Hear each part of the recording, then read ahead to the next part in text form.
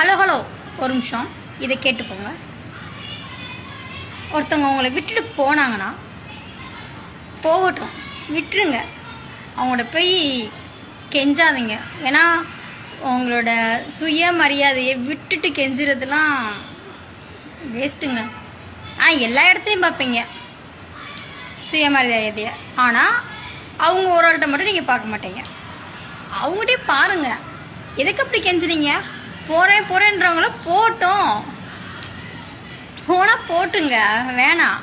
போகிறவங்கள வந்து பிடிச்சி வைக்க நம்ம நினைக்கவே கூடாது. போகிறவங்க போட்டோம்.